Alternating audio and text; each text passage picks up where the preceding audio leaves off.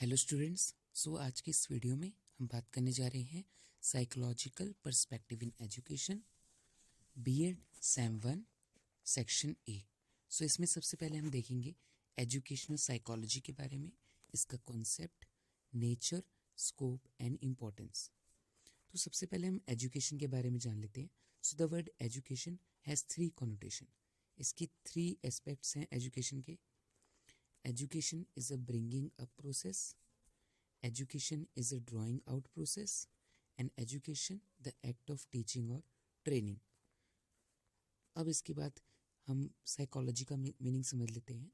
It is the science of behaviour. ये हमारा जो बिहेवियर होता है इसी की एक जस्ट साइंस होती है। इसकी स्टडी को हम क्या बोलते हैं? Psychology. Study of soul, study of mind, the study of consciousness and psychology as a science of behavior.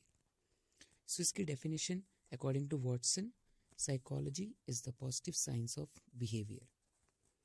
Meaning of educational psychology.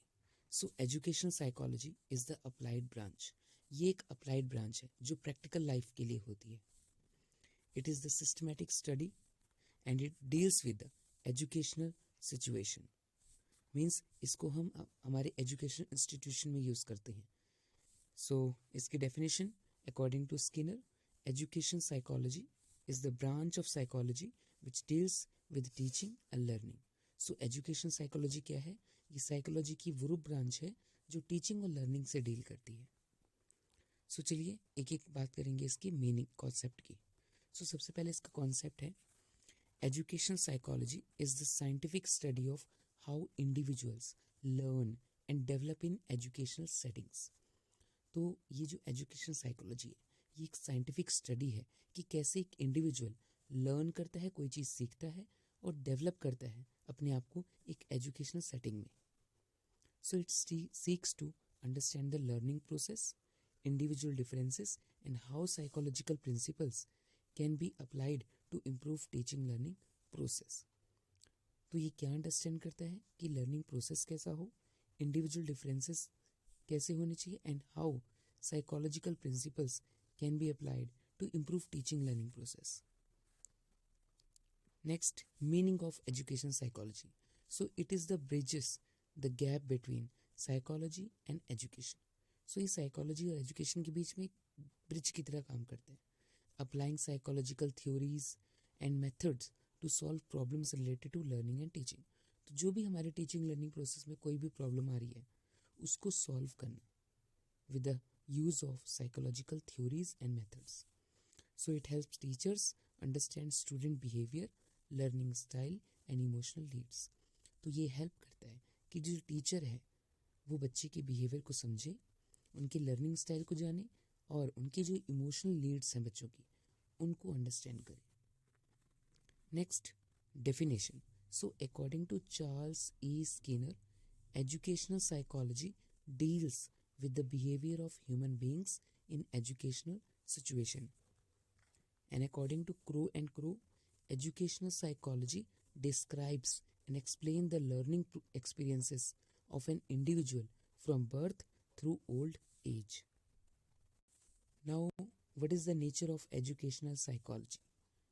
First is scientific and systematic. Relies on research and evidence based practices.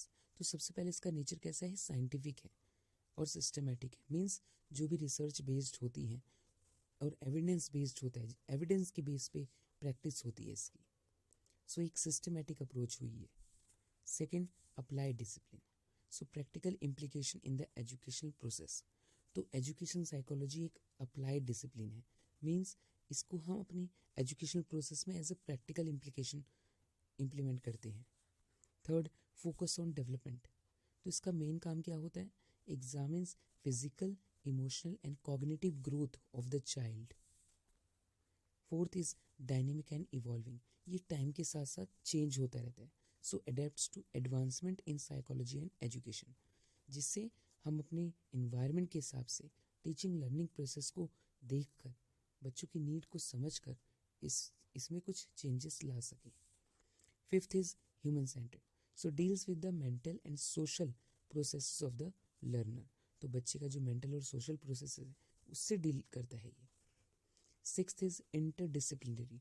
सो मतलब कि education psychology में psychology, education and sociology तीनों ही aspects आ जाती हैं। सो इसलिए क्या हुआ, interdisciplinary हुआ, मतलब इसमें तीन डिसिप्लिन एक ही कॉम्बिनेशन में आ जाते हैं। Next, scope of educational psychology. So first is learning processes, understanding how knowledge and skills are acquired. तो इससे समझा जाता है कि कैसे हम नॉलेज और स्किल को एक्वायर करें। Teaching strategies, designing effective teaching methods. So बच्चों की नीड्स, इंटरेस्ट और उनकी एबिलिटी के हिसाब से हम अपनी टीचिंग स्ट्रेटजीज को और ज़्यादा डेवलप कर सकते हैं। हम कौन सा टीचिंग मेथड यूज़ करें उसको ये अंडरस्टैंड करने में हेल्प करता है। Third is classroom management. So creating positive learning environment with the help of educational psychology so that we can grow up better, a better citizen. Fourth, individual differences, catering to diverse students needs and abilities. So individual differences को ध्यान में रखते हुए बच्चों की needs और ability के हिसाब से उनके लिए एक इन्वायरमेंट, एक फ्रूटफुल इन्वायरमेंट प्रोवाइड करना उनको। Fifth is motivation and behaviour. So understanding what drives students learning. तो ये इससे हम ये समझते हैं कि बच्चे को क्या चीज़ पसंद है, बच्चे का किस में इंटरेस्ट है, क्या चीज़ उसे मोटिवेट करती है। Sixth is assessment and evaluation. So measuring student progress and performance, बच्चों की किस तरह से प्रोग्रेस हो रही है, उनकी परफॉर्मेंस कैसी है, उसको मेज़र करना। And seventh is special education, addressing the needs of the students with disabilities. तो जो डिसेबल बच्चे हैं, जो स्पेशल बच्चे हैं, उनकी नीड्स को एड्रेस करना, समझना और उनकी नीड के अकॉर्डिंग टीचिंग लर्निंग प्रोसेस में और भी ज़्यादा चेंजेस करके उनको आगे ले जाना। Eighth is guidance and counselling. So supporting students in personal and academic growth.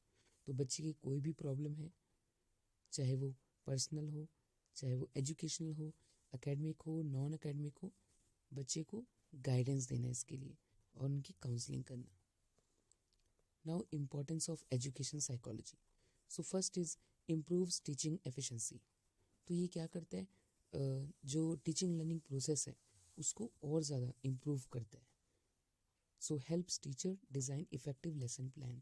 तो ये टीचर के लिए हेल्प होती है कि टीचर इसके अकॉर्डिंग अपने लेसन प्लान को और ज़्यादा इफेक्टिव कर सकती है। Second, enhances student learning.